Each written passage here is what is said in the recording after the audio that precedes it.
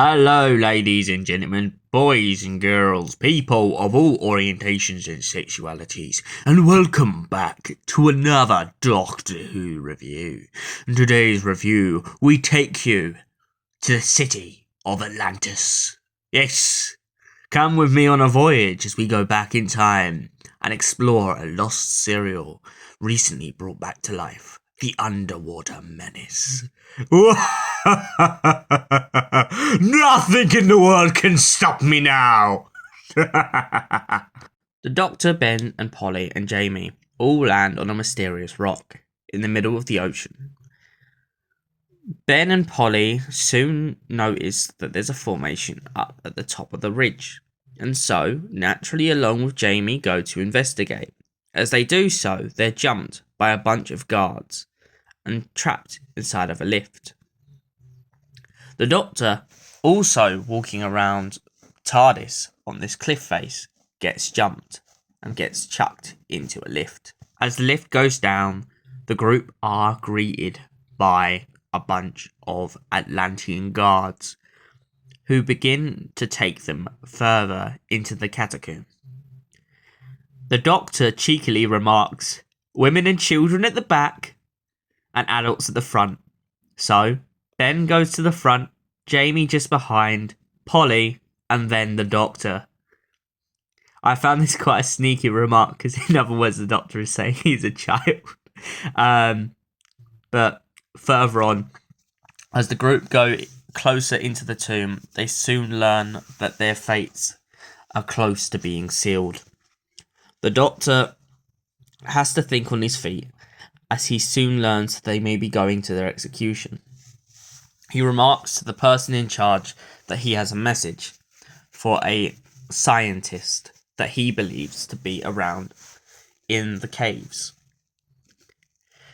The person in authority listens to the Doctor, but then believes that he is talking absolute rubbish and sends him to the tomb to be executed.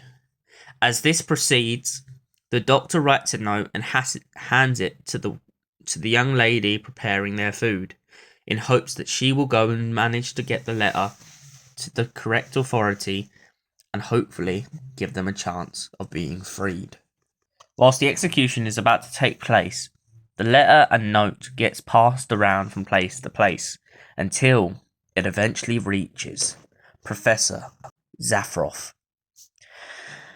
who reads the note, which says, "I have a secret." Zaffroff immediately charges into the ceremonial chamber in hopes to stop whatever is about to take place in order to obtain the information he wishes. The Doctor is freed and remarks about Zaffroff's incredible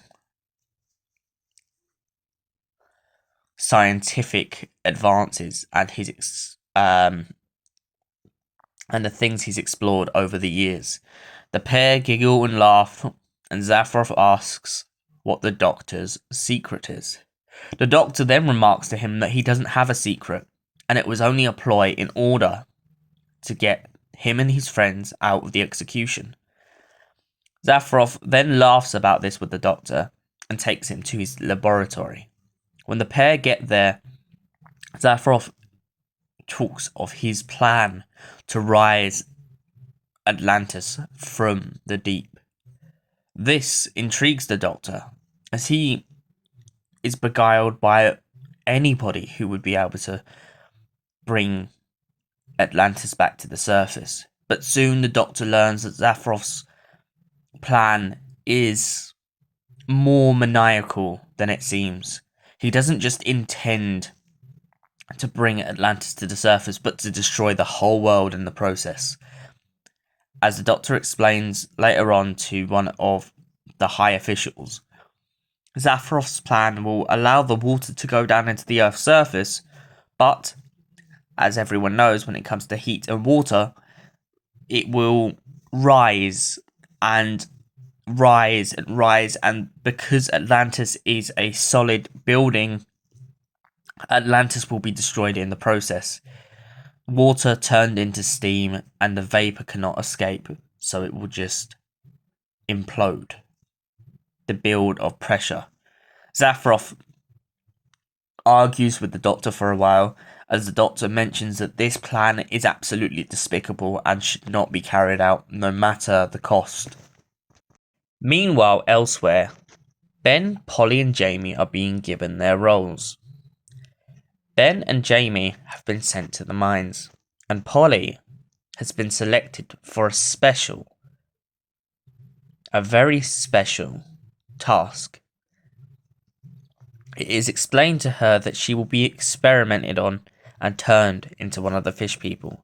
The fish people in the community gather the food from the ocean seabed and bring it in for others to eat.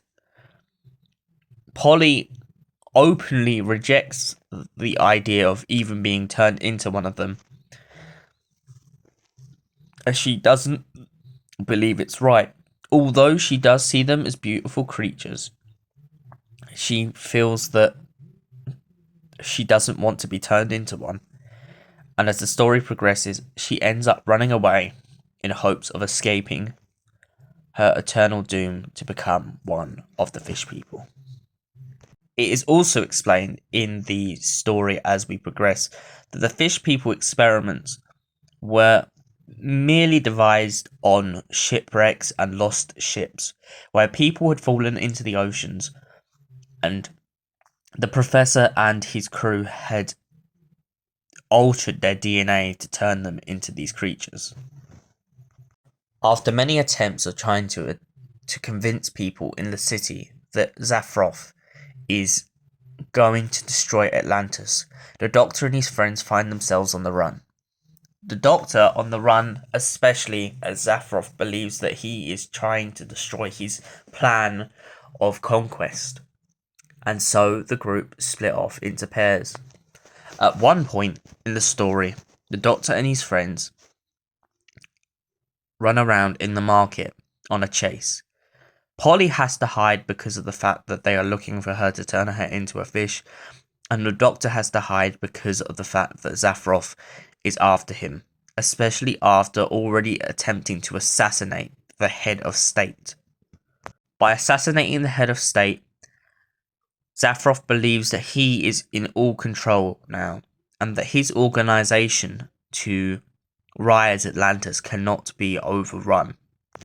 But sooner or later in this story, it is shown that Zaffroff's plan isn't to everyone's liking. Even the people of Atlantis have slowly turned against him. They have not rebelled, but they have slowly turned against him. Even the fish people, after some convincing from the miners, have decided to stop working, in hopes that they should have their own freedoms and liberties returned to them. After much meddling, the Doctor comes up with a plan in hopes to destroy all of Zaffroff's work. His plan is to sink Atlantis back into the sea and free the miners and everyone from the city in hopes that they can rebuild and restart again. Zaffroff soon learns of this plan and tries to escalate his plan of rising Atlantis sooner than later. This, in turn, starts to backfire on Zaffroff as Ben and the Doctor break into his laboratory, and Ben seemingly blocks Zaffroff out of his area where he can start his plan. The pair run off, and as they do, the Doctor contemplates about leaving Zaffroff behind. He believes that destroying Zaffroff's work is the right thing to do, but he does not believe in killing Zaffroff in the process. Ben and the Doctor go to join their friends. Jamie and Polly start walking their ways through the catacombs. As they reach the outside, Jamie begins to worry that the Doctor and Ben have not made it out, and so does Polly. The Doctor jumps out from behind the TARDIS, reassuring the pair that they are alive and well, and then they head off back into the blue box for another adventure. So now, ladies and gents, for my thoughts. The Underwater Menace, was it a good story? Well, yes, it was a good story. It had its twists, its turns, its action, its disputes. It also had a lot of chasing up and down corridors and funny moments with little quips from the Doctor and his companions.